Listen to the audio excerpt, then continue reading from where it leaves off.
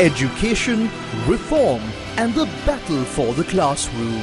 An exclusive interview with Prime Minister Dr. Radamara Surya. Education is what remains after one has forgotten what one had learnt in school. It was the great theoretical physicist Albert Einstein who said this, and it holds a profound truth. Now think for a minute. What do you remember from what you have studied in school? If you are a citizen of Sri Lanka, think, what do you remember from the 13 years that you spent in school and studied? That is the education you have received. And if you are, like I said before, a citizen of Sri Lanka, that is the education that you have received from the free education system that we have here in place in Sri Lanka. Now, joining us today to speak about the education reforms in Sri Lanka and, of course, the controversial incidents that have arisen surrounding the implementation of these education reforms is none other than the Minister of Education, Prime Minister Dr. Radamara Surya. Hello, madam. Thank you very much for taking time off your busy schedule to discuss this very important milestone in the history of Sri Lanka. Thank you very much for the invitation. I'm really happy to be here talking about this. Now, Dr. Radamara Surya, the education reforms has been a point of praise and also criticism for your government. Let's first have a little bit of an overview on what we're going to discuss today. We will, of course, discuss the importance of education reforms, and we will get into the crux of the matter, which is the controversial situations that have arisen surrounding the implementation of these education reforms, with members in the opposition and certain other civic groups accusing your government of trying to promote some sort of immoral agenda contrary to national interests, contrary to the culture, and contrary to the beliefs of Sri Lankans in general. Let's first start off with a burning question among the general public. Everybody questions, is this really necessary right now? Sri Lanka is coming out of an economic crisis. When we were just getting on our feet, Cyclone Ditwa hit. The devastation caused by that, worse than the tsunami of 2004. So amidst all of these crises and the suffering of the general public, is this absolutely necessary? Why was the NPP government and of course the Education Ministry under your purview pushing for these reforms to take effect as early as 1 year since your government came into power? Shalan, the transformation of the education system was a high priority in our manifesto. And the manifesto on which we were voted into government, both at the presidential election and at the general election, highlighted this need for the transformation in our education system for several reasons. And this is not something that we came up with overnight. This is, in fact, a continuation of a long-term struggle that many of us who are involved with the NPP have been engaged in, because we saw the problems within the education system. I mean, in fact, I think that's one of the main reasons many of us joined the NPP, because we saw the NPP as the path to correcting some of those fundamental problems within the system. This includes the quality of education, the equal access to quality education, the disparities within the education system, the difficulties that parents face in everything from getting a child admitted to school to taking that child through the O-levels, the A-levels, the grade 5 scholarships. I mean, I can give a list of issues that have been plaguing our system for many years. That aside, as a political movement, we also strongly believe that you need intelligent, civic-minded citizens to create the kind of country we envision. One that is developed, one that is civilized, one that is a place where people can live and work happily and with prosperity. Right? To create that kind of country, a country where democratic principles are upheld, people respect each other, public interventions and public spaces are civilized. All of these kinds of issues, this kind of country that we envision, requires a strong education system. The economic development that we have planned for this country requires a strong education system that can produce the labor, produce the kind of people who can drive and lead that economy. And so for all of these reasons, the education transformation was very much a priority for us. It was something that the President and all of us constantly spoke about on our platforms, on our political platforms.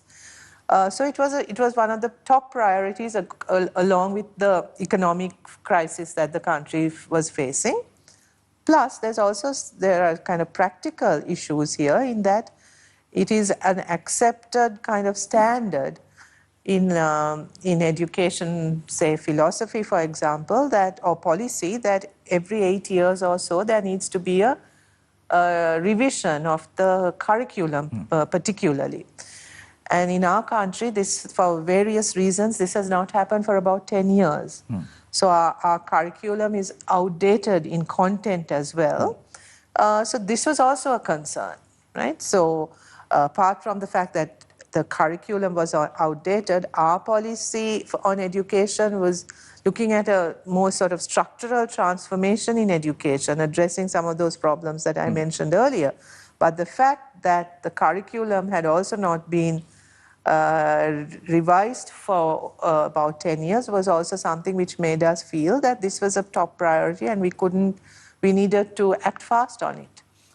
Dr. Amarasuriya, now speaking about these reforms, there are still people in Sri Lanka, a segment of society that says, despite what education reforms that you plan to bring, we don't want it now. We don't want it now. We have more pressing issues right now. Let's do education reforms, but let's do it later. What would be your response to people who genuinely hold this thought? I am not sure that is what people are saying, to be honest, because I feel that For those who are saying that. People say they may not want this education reform process, but everyone wants education to be reformed. So this is the feedback that we are getting. In fact, we are being told to press on. We are being told, get with it, start this. Really, this is already delayed. Okay. Right? And I don't think there's an argument about delaying this, or sort of that this is not the right time for it. People want the reforms. People want the reforms. I think the debate is about what particular reform are people looking for and the different views that people are taking about it. Okay. So there have been many allegations with regard to these reforms, primarily coming out of the opposition, of course, as it should be in a parliamentary democracy. Let's speak about the opposition's involvement in the education reform process. Now, this is not just an endeavor of the government alone. It's the parliament that holds the sovereignty of the people. How has the opposition's involvement been in creating the policy for these education reforms, attending ministerial consultative committee meetings? How has that process been? Within the parliament, on several occasions, we had briefings for all 225 MPs, members of parliament, on the proposed reforms. There is a ministerial education consultative committee which consists of both opposition and government MPs. There's also a sectoral committee that looks at human resource development, which is chaired by a member of the opposition. In all of these spaces, the education reforms have been discussed. In fact, we have a subcommittee on education reforms in which there are participants from the opposition, from all the opposition parties in this committee, where the proposed reforms have been debated and discussed almost all of last year. In fact, we also had a 2-day debate in Parliament on the proposed education reforms. At no point did any of the opposition say they don't want reforms.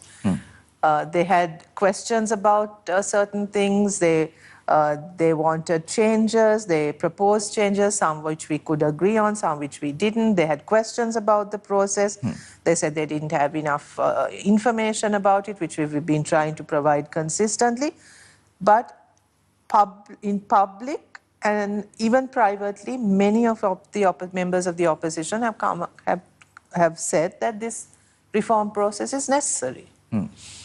So I mean, even if you hear what they've been saying recently, no one has said that they don't want the education reforms.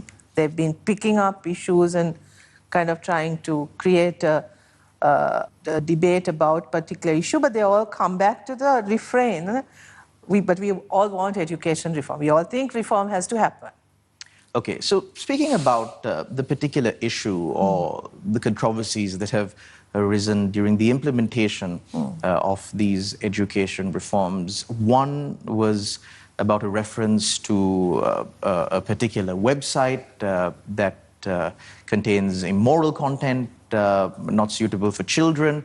I understand that there is an investigation ongoing. Yesterday, the cabinet spokesperson announced that a fact-finding report on this particular incident was submitted to cabinet, and cabinet had deliberated on that report. Any information that you could give us regarding this fact-finding report that has now come into the cabinet? Sure. So, Shalan, if I may give a little bit of background also, in preparation for launching the curriculum revision in grade 1 and grade 6, as you know, the reform is more than just curriculum revision. There are lots of other things we've been implementing. But specifically with regard to the curriculum revision, we were planning to launch both grades 1 and 6 in 2026. Okay. So in preparation for the first term, 106 modules were printed. Of the 106 modules, there was a problem that was highlighted in one module. One module? One module, out one of 106? Lesson. Out of 106, one module, one lesson. Okay. And there was a problem with that. We acknowledged that the minute that it was brought to our notice, we acknowledged that this was unacceptable. This should not have been included in that lesson. And we immediately sealed that module. That was the first step we took. We sealed the module to prevent it from reaching children. So none of the modules reached any of the children? Some of the modules, we had started the distribution process because we were getting ready. But those were recalled? This particular module had not been distributed, so we sealed it. So the problematic module has not gone into the hands of any children? Not gone into the hands of any children through the school system. Okay. And we immediately started an investigation to find out how this happened. And we appointed a fact-finding committee to go into it. Plus, the Secretary to the Ministry of Education filed a complaint at the CID because we were suspicious about the circumstances also. And the fact-finding committee submitted its report in which it said there is a problem, and unacceptable content is in this one lesson, and that the process through which this had been included suggests a violation of the procedures that are taken in established procedures about how to develop content and about accountability and responsibility. So the fact-finding committee cannot come up with any recommendations for actions. It's the initial report, but they suggest that the people who were involved in making the decision about including that section in that lesson should be investigated further. So which is why, also I want to say this, Shalan, just to clarify the procedure, the module development happened at the National Institute of Education, which is governed by a separate act. So the disciplinary matters regarding the staff of the NIE have to be taken by the governing council of the NIE. That's governed by an act of parliament. That's governed by an act of parliament. So when this came up, we summoned the council and we asked them to proceed with the investigation. So they have appointed an internal investigation.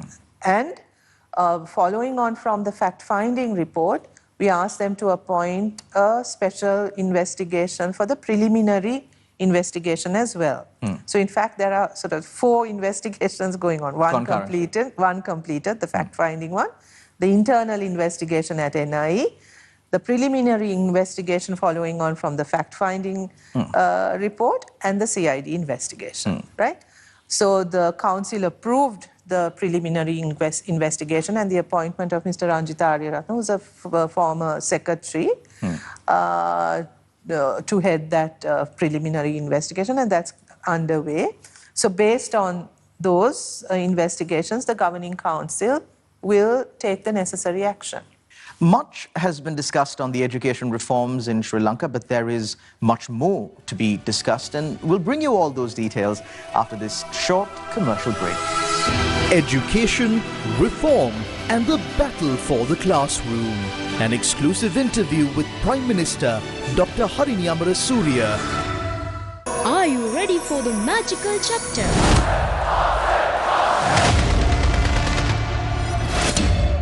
13 தொடக்கம் 19 வயதுக்குட்பட்டவரா நீங்கள்?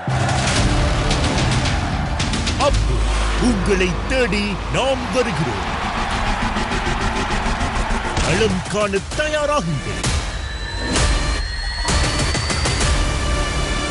Shakti Crown Teens.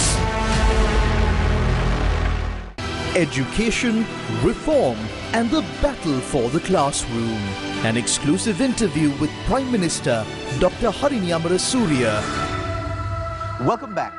You're tuning in to our exclusive discussion with the Minister of Education of Sri Lanka, Prime Minister Dr. Harini Amarasuriya.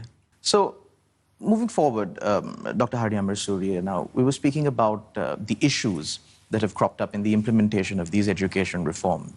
That specific issue that we spoke about was one of the main issues. Let's take a look at some of the other issues highlighted by several civic groups in Sri Lanka, including the opposition as well.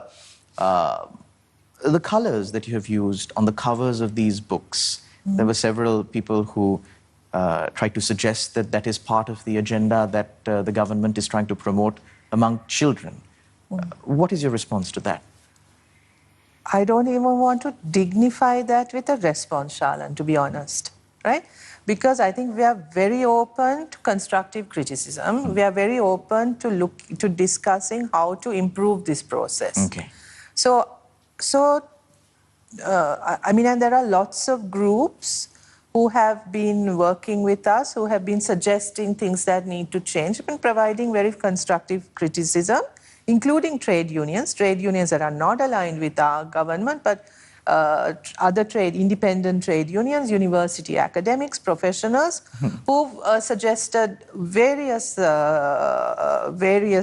changes that they would like to see, offered various criticisms and perspectives, which we are more than happy to engage with. Right? But then there's a section of the public who are using the education reforms in this sort of, in some sort of mythical, imaginary world that they live in, that they think that they can use this to somehow upset the government and overthrow the government. So they come up with all kinds of fairy tales which have no basis in reality or content or truth even. And basically they are trying to mobilize people against the government, which I think is one of the most heinous things that they can be doing. I mean, you're playing with education. You're playing with children.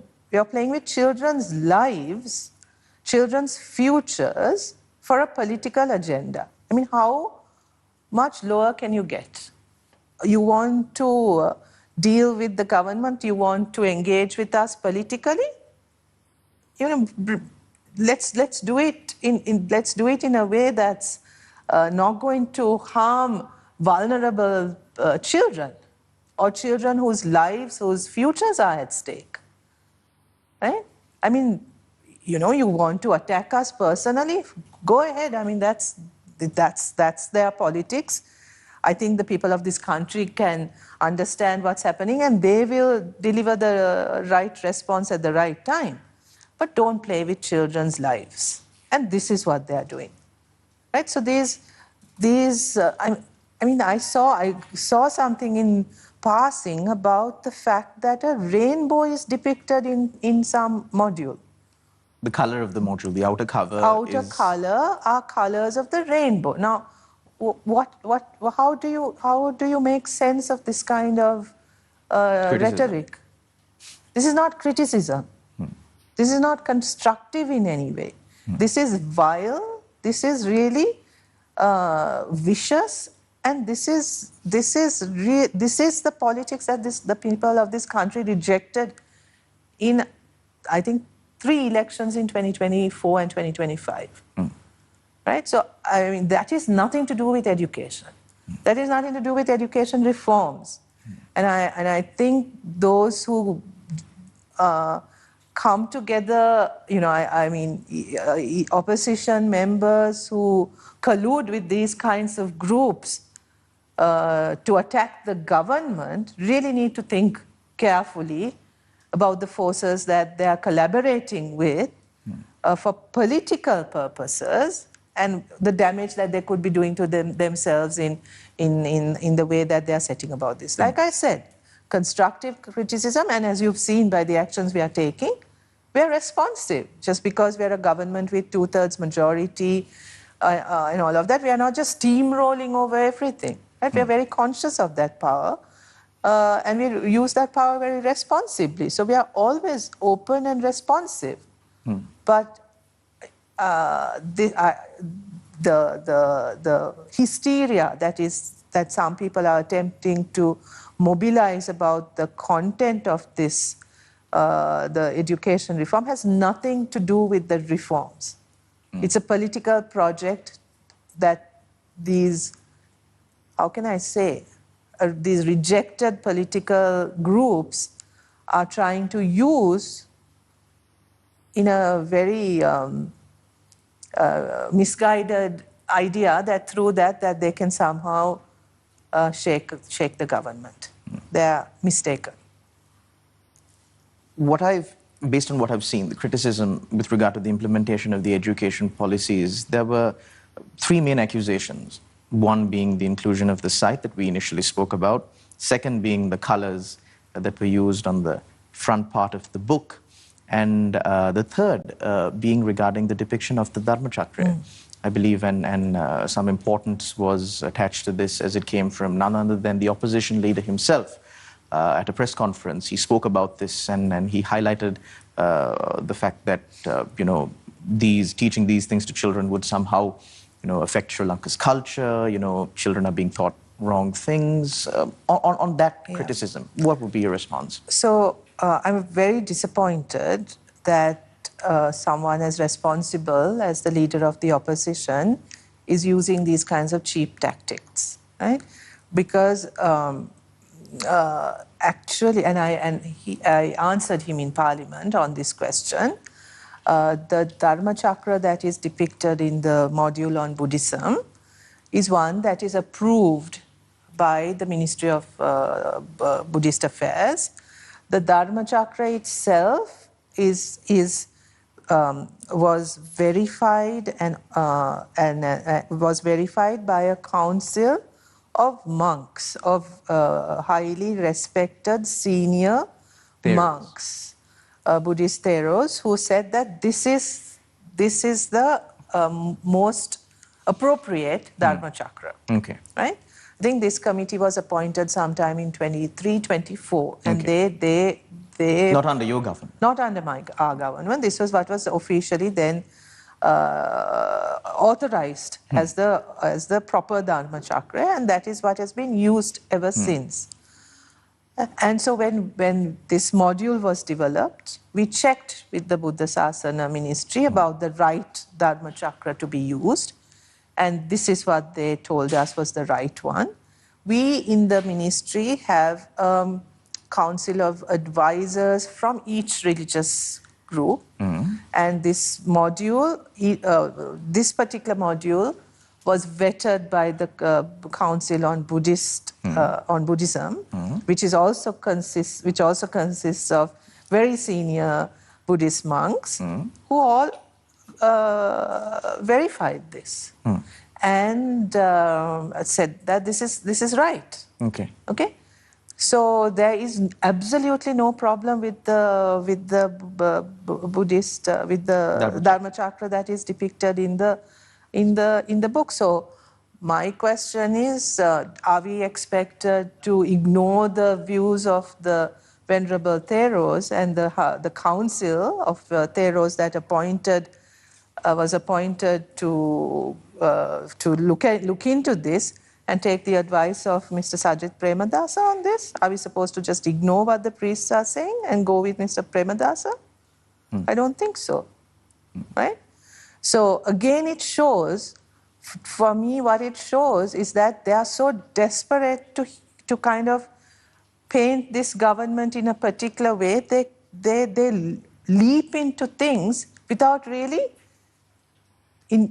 verifying the accuracy of the accusations they make. And as a result, they're constantly falling flat on their faces, right? So their sort of, their compulsion to attack us sometimes, I think, overrides their common sense. Now, Madam Prime Minister, you've been very enthusiastic about implementing these reforms. This was there in the NPP manifesto. Since the day you came into office, you've been working towards formulating these reforms. But of course, as you might have realized and might have very well known when you get into it, politics is quite the blood sport. And when it came to the implementation of these education reforms, there have been, in addition to criticisms of content, criticisms of the manner in which the education reforms are to be implemented, there has been also criticisms, and I must say vile criticisms, against you personally. Now, I wouldn't want to dignify these criticisms by giving them any more publicity than needed, but I think it would be remiss on our part if we do not provide you with an opportunity to respond to these vile and very personal attacks directed at you in an attempt to discredit these education reforms, coupled with, of course, the criticisms that they're leveling against the content. What would be your response to what has been said? Shalan, I don't want to dignify those attacks with a response about the attacks, about what is being said. About the content. About the content. And one thing I learned very quickly in politics is that if you start responding to personal attacks, that becomes a distraction. And I live and work according to my conscience, according to my principles. And as long as the people that I work with and the people I trust and the people I love, my family and the people of this country accept me, accept what I do and have trust in me, I'm not going to respond to a few vile individuals, right? I mean, that's not what I really don't. That's not how I operate.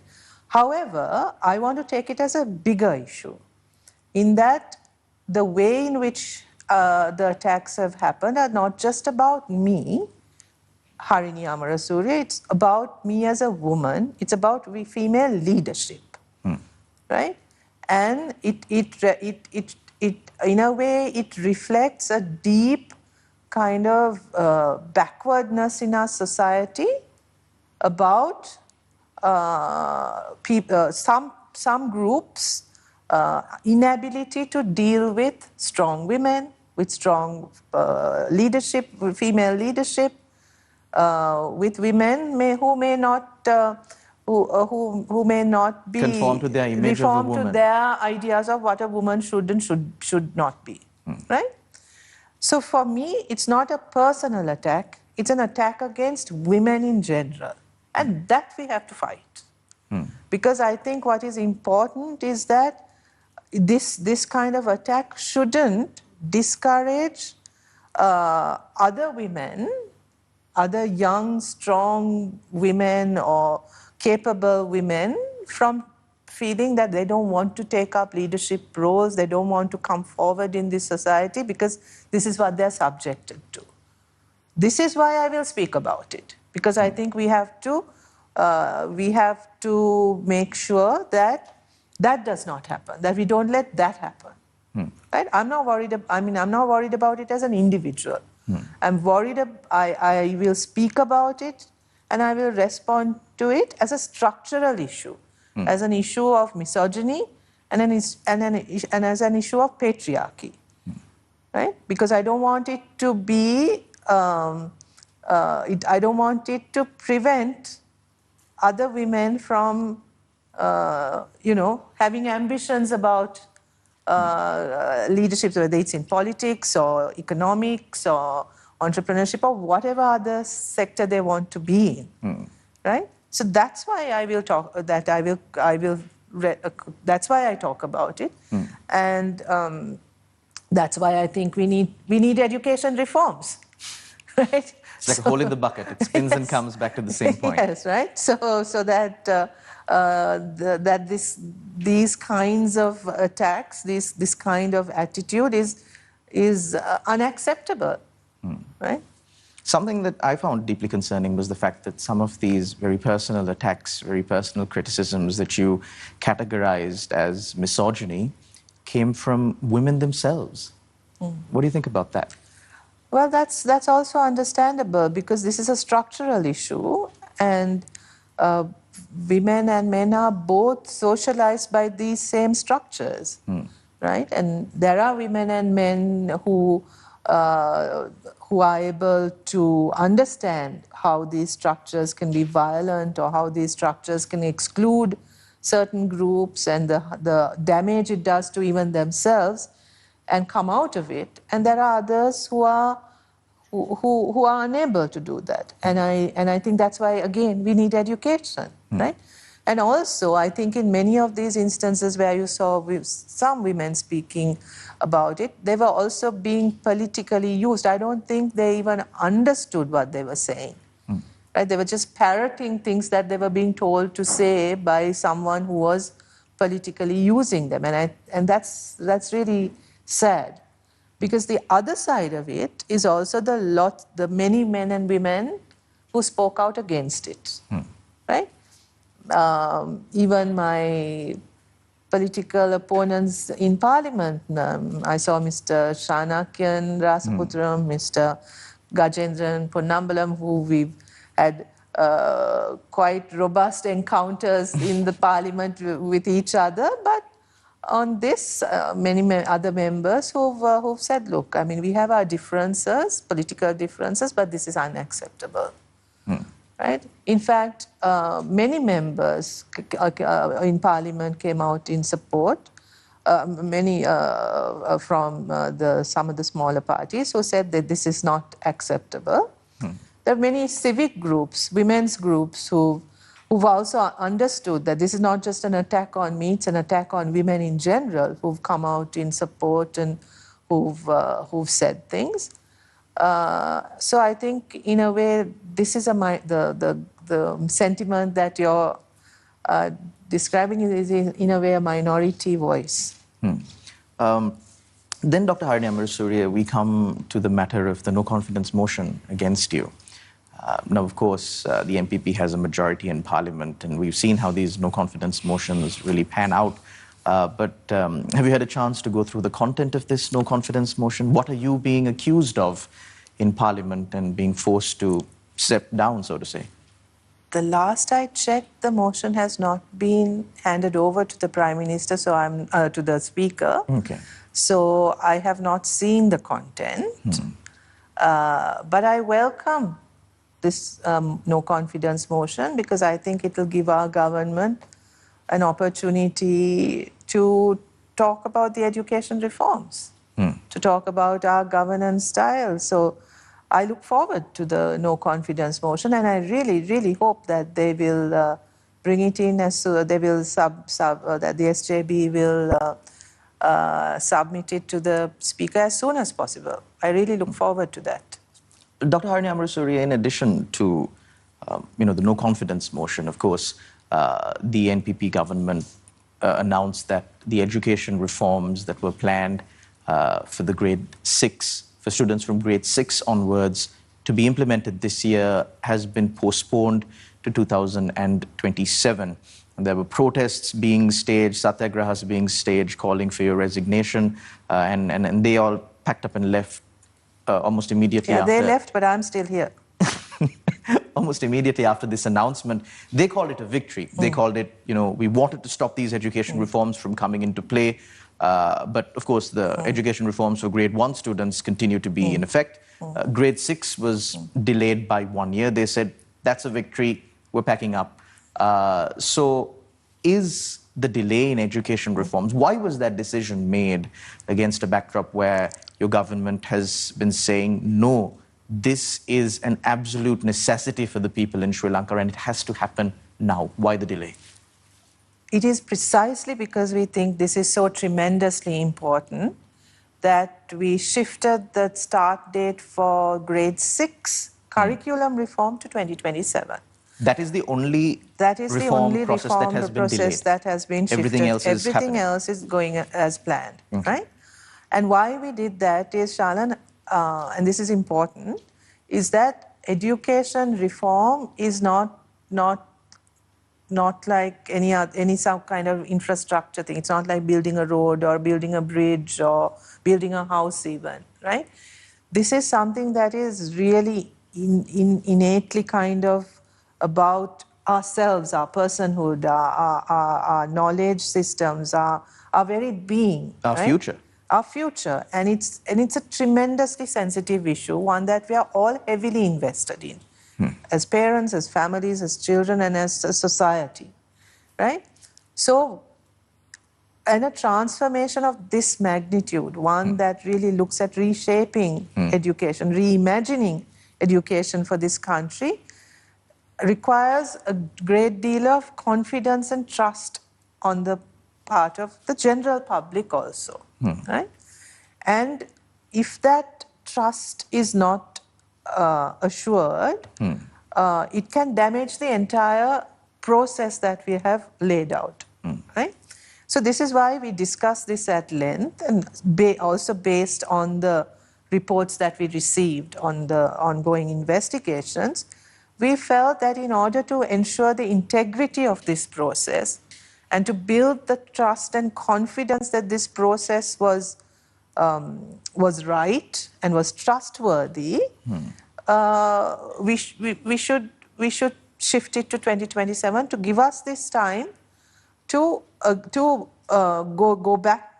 again and again to the people to explain what is going on, and to make sure that the systems that are in place to implement particularly the curriculum reforms are as strong as possible, right?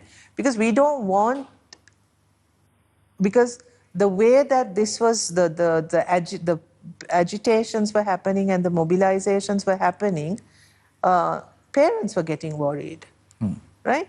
And that's not a good, it's not a conducive environment in which to bring about something of this magnitude, right? So it is in the interests of the entire reform process and the magnitude of what we are doing that we felt that moving this by 1 year is actually not going to disrupt the entire reform process, and it actually gives us a chance to make this even stronger. So let me put things into perspective, Madam Prime Minister. You're telling me that out of 106 modules that has thousands of lessons, hundreds of thousands of chapters, there was an issue. Hundreds of thousands, but yes, lots of chapters. Lots of chapters. There was an issue in one chapter, in one module, and you decided to postpone the implementation of that entire procedure or that education reform because of that one issue. Because of two things that particular issue highlighted. One was one that we need to fix, the fact that that mistake happened, and that has to be corrected, and how that mistake happened needs to be corrected, right? So that is important. But the worry that was created about that mistake and how it was then extended to all these criticisms of the colors and the Dharma chakra and everything else, the very sort of the extraneous kinds of issues that were plugged onto this issue, which had nothing to actually do with the content or with the reform itself, created a sense of uncertainty about the reform, which we don't think was good for an implementation of such a new initiative, right? That because when you implement something of this magnitude, there are bound to be hiccups, right? I mean, this is a massive thing that we are trying to do, and when you are implementing it in 10,047 schools, there will be just a phase of adjustment. There needs to be, there'll be spelling mistakes. Spelling mistakes might happen. One particular teacher might not have understood some lesson properly. Some child doing an activity, maybe stung by a wasp, heaven forbid, right? But things could happen. There are different activities because this is also a very interactive sort of observation-based education system that we are proposing. But then every little thing will be like, it happened because of the reforms, right? And that's not good. That's not beneficial for, because this is a long-term process. We are still talking about grade 6. We have 13 other grades to think about as well, right? So we wanted there to be time. We thought that this additional time that we get will be useful to mitigate some of the anxiety that has been generated, open this process up even more for people to find out about it, to give us their views, for us to go out to parents and really talk about this even more than we've done up to now, right? So that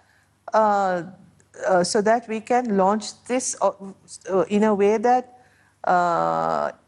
people trust that entire process, because this trust is extremely essential, and the participation and the ownership of everybody in this process is extremely important. And this, we thought, was damaged by what happened, and we need to fix that.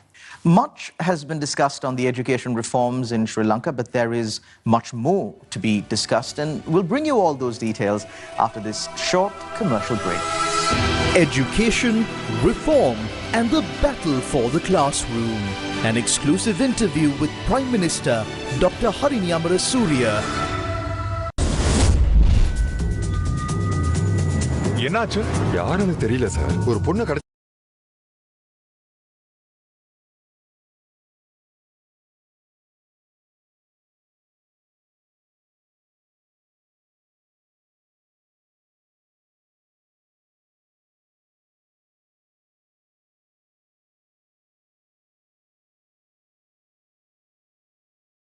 and the battle for the classroom. An exclusive interview with Prime Minister Dr. Harini Amarasuriya. Welcome back. You're tuning in to our exclusive discussion with the Minister of Education of Sri Lanka, Prime Minister Dr. Harini Amarasuriya. Dr. Harini Amarasuriya, now we were speaking about education reforms, and one issue that the entire world is facing at this point of time, with the development of technology, with the development of means of communication and the access that people get to speak out, make their voices heard, is misinformation and disinformation. And at different levels, different governments in different countries have thought out and come out with procedures of how to deal with misinformation and disinformation. Back in the day, there was certain criminalization of false information that was removed. Here in Sri Lanka, at the moment, defamation is only a civil wrong that can be compensated monetarily, and there have been cases filed with regard to that. But with the development of technology, there are developed countries in the world that are now criminalizing misinformation, disinformation, social media campaigns, speaking specifically about what transpired subsequent to the education reforms being implemented as far as the personal attacks on women were concerned. The First Lady of France was subject to similar criticisms. There were similar allegations leveled against her. And the people who had disseminated those information were found guilty. And there are countries where it's a criminal offense. So is the government really looking at that kind of an approach to managing disinformation and misinformation in Sri Lanka? Or are we looking at a more people-centric approach where the people themselves reject misinformation and disinformation, of course, due to the counter given by true information, real information? Well, I think some amount of regulation is necessary, but that regulation, the extent and how that regulation and how platforms themselves regulate content, I think is something that needs to be seriously thought about, right? But I think what is more important is digital literacy, and this is very much a part of our education reform. Sorry, I'm coming back to the Mecca again. But I mean, because this is such an important part of our reform process also, because like you said, right, you need to know, you need to be able to understand when it's misinformation, when it's fake, distinguish it, be able to analyze your sources, look into your sources. All of this is part of being digitally literate. So, in fact, as part of the reforms, there's a digital task force on education. There's a task force on digital education. Yes. And part of the mandate of this task force is to come up with a policy for digital content and for guidelines on how to use digital educational material from with a child protection safety guidelines as well, right? So we are looking, we are considering things like at what age children should have access to certain apps, at what age children should be exposed to screens and interactions online, what amount of screen time is necessary, how do we make children aware about content and safety. All of these issues we are considering in that policy, and which we hopefully will be ready within a month or so, which will take into account all of this. And digital literacy is, I think, one of the main ways in which you can combat this, because this is actually not just about misinformation and fake news and all of that also, Charlotte. I mean, in education particularly, I've been talking to my former colleagues in the universities and in school teachers and principals. There's a lot of concern now with how students are generating answers from AI, ChatGPT, right? At one level, this is very empowering, right? But at the other level, you worry whether children are losing the skill of actually thinking and writing for themselves, right? So there's a lot that needs to be considered as we are becoming more and more technologically advanced and connected and on all kinds of platforms, right? So there's a lot of work that needs to be done in education, in formal education, and in general, in citizenship education, which is, I think, the best way to deal with this, and not just by criminalizing this behavior or criminalizing these actions. I mean, there's regulation needs to be thought about, and I think you need to work with the industry on this. And certainly we are working on that legislation as well. But there's a bigger amount of work that's needed with education and digital literacy in general. So moving forward, Madam Prime Minister, now we are, like you said, the education reforms have not in total been postponed to 2027. It's only the reforms planned for students in grade 6. Curriculum reforms for grade 6 only. That has been shifted. So just to keep the general public informed of what education reforms have been implemented since the start of this year. And of course, there were a few that came into effect last year as well. What are the ongoing reforms that are taking root? Right. So, as you know, there are 5 pillars in our reform system: the curriculum revision, the human resources development, the infrastructure development, changes to the assessment and evaluation system, and the public information. Okay. So, with regard to human resource development, there's been a massive amount of work that we've done since last year.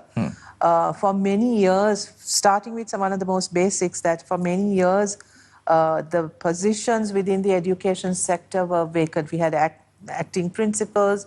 There were no teacher administrators in positions. Since about 2017, people had not been recruited to these positions. There were huge numbers of vacancies for teachers as well. We've appointed about 800 odd teacher administrators to critical positions. We've started recruiting principals who up to now have been acting. We've had acting principals, which has been very problematic.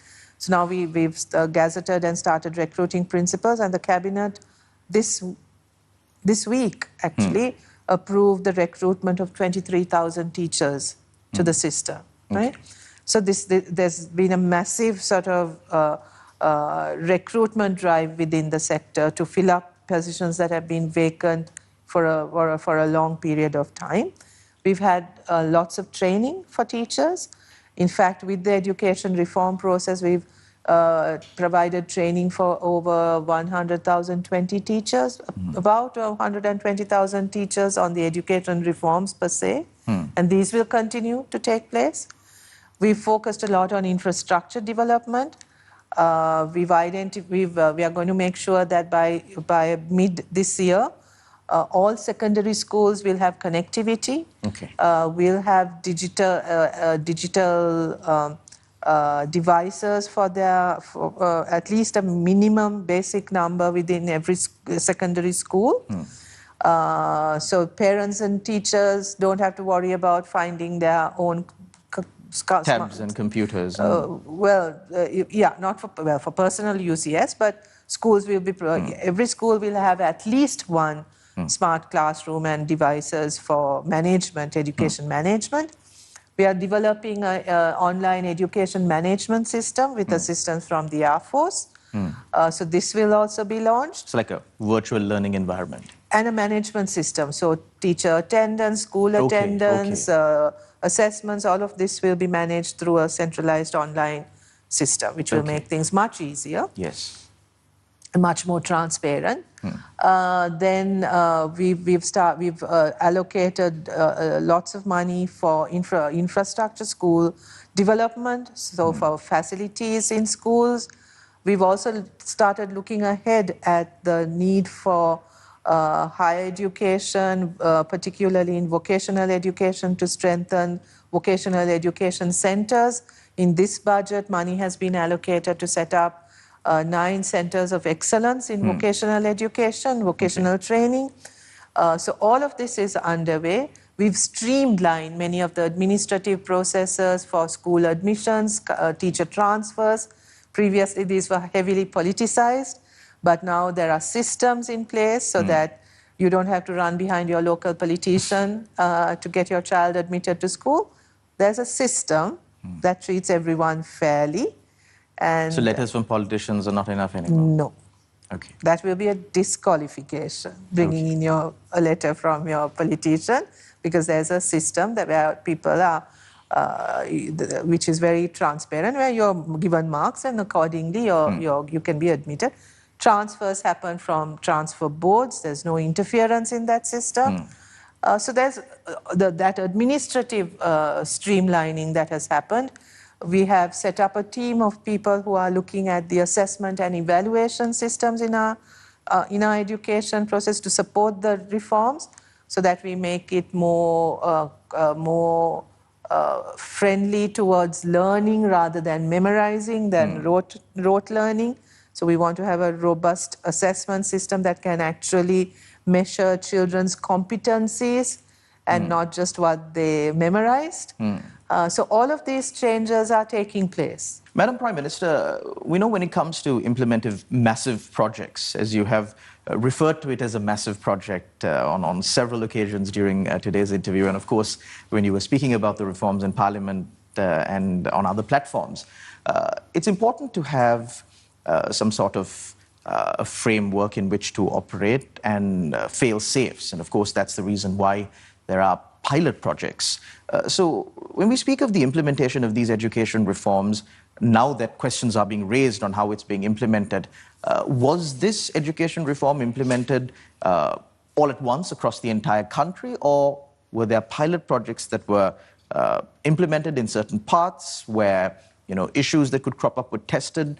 How has that process been? So with regard to the curriculum revision, the National Institute of Education, the NIE, piloted these modules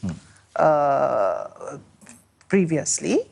But as you know, we are also implementing the curriculum reforms in phases. We are not bringing in the whole thing to the entire system at once. Okay. Which is again why because we need to correct as we go along, and we need to test this out as we are going along. But also we intend to, with every new addition that comes into being, we want to be able to, we also want to be able to test this out and pilot it in some way or form, right? Okay. So it has to happen in a way simultaneously, because you can't pilot on children the whole program, because then you're kind of, using a group as guinea pigs. Right? But you pilot the modules and workshops with groups of children, which is what which is what happened, and which is what we intend to do in the future as well as we go along, so that there's feedback. There's feedback from children. There's feedback from teachers, particularly. This is extremely important. So we are constantly engaging with teachers to see their responses and reactions and feedback to the curriculum revisions. And as far as training of the teachers, the administrators, the principals for the implementation of this new system, if you may call it, in the broader implementation of the education reforms, how has that process been? Because for all intensive purposes, it's more important that the people implementing it are extensively aware of what is happening if it is to be implemented properly. What have the efforts been like in educating teachers and raising awareness among them? So absolutely. So there are two things in the human resources pillar: awareness raising and capacity building for the reforms specifically, but also about professional development of these teachers, principals, education administrators in general. So we are doing both. Okay. So with regard to the education reforms in particular, as I mentioned, over about 130,000 teachers have been trained. Okay. Principals have gone through this the awareness raising program, and teacher administrators, provincial administrators we've had consultations and discussions with them throughout last year about the reforms. But on a separate note, we are also revisiting, reviewing and revamping the entire teacher education system and the continuing professional development of those within the education sector. So for example, as you know, there are teacher colleges which train teachers, where the curriculum in those teacher colleges have not been revised for over 16 years, right? So we are reviewing that entire teacher education system, and that is also part of the reforms. So the training for principals, the training for teacher educators, all of this is also being reviewed and updated and modernized as part of the reform system. Plus, all of them are being made aware and trained on the implementation of the reform as well.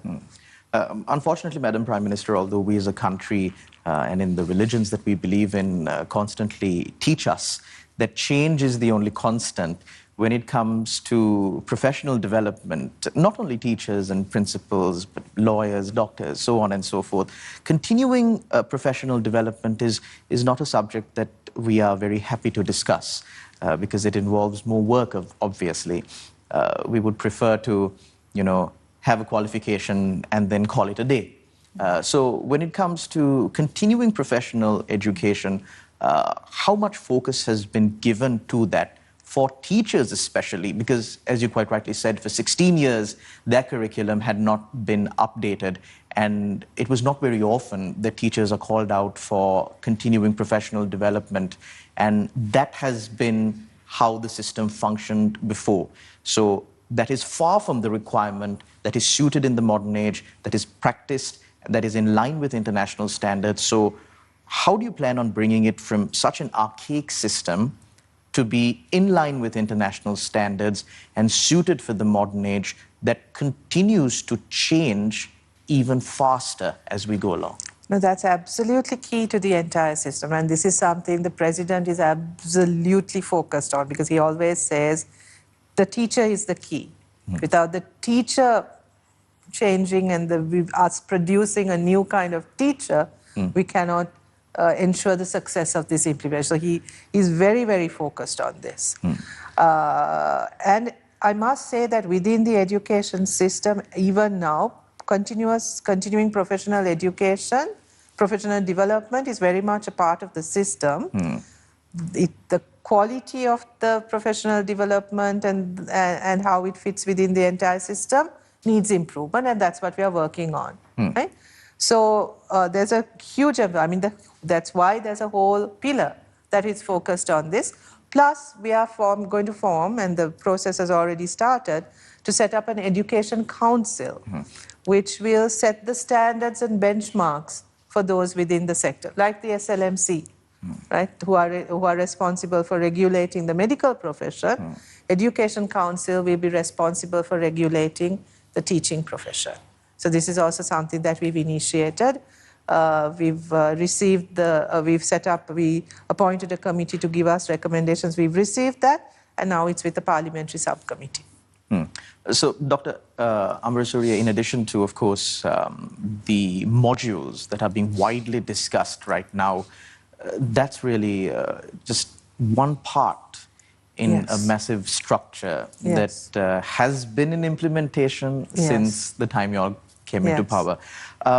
We've come to the end of the program today, Madam Prime Minister, and I wanted to end with your response to this, of course. If there are viewers out there, after hearing everything that you said, are still doubtful about these education reforms and about the need for education reforms right now, what would you have to say to them?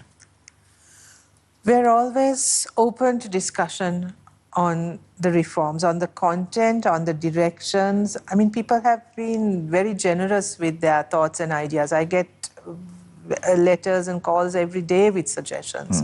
And I hope that will continue, right? But I think we also need to be able to distinguish from genuine concerns about such a massive transformation and a necessary dialogue and debate that needs to happen, which needs to happen consistently, right? Because public engagement in this is absolutely essential. And right? you'll welcome it. Sorry? And you welcome it. And we welcome it. But we need to distinguish this from the vicious campaign to discredit the entire process based on a power struggle. Right? I think the public needs to distinguish between these two things. There are genuine concerns and genuine corrections and engagements that need to happen, and constant consultation to make sure that this is something that is collectively owned. And in that, we are very open to that, right? But we need to also guard this education reform process from the elements that are trying to actually not just prevent education reforms, but to take this country backwards Okay. for their very personal power struggles. I think that we need to name and that we need to reject. I mean, the people have rejected it already in elections, but I think we also need to be aware that even though they have been electorally defeated, they still try to keep coming back into this and sort of disrupting things in a very negative way. And this we need to reject. And as people, citizens of this country, we need to reject that. Thank you very much, Madam Prime Minister, for sitting down for this discussion in your capacity as Minister of Education. And of course, we wish you all the very best in implementing these reforms that will hopefully one day benefit the future of Sri Lanka. Thank you very much to all our viewers out there for tuning in to this special exclusive with the Minister of Education on Sri Lanka's education reforms. And I would like to conclude with a quote that says, "Education isn't preparing for life, it is life itself. Because the moment you stop learning, you stop living." Thank you very much. Take care and God bless.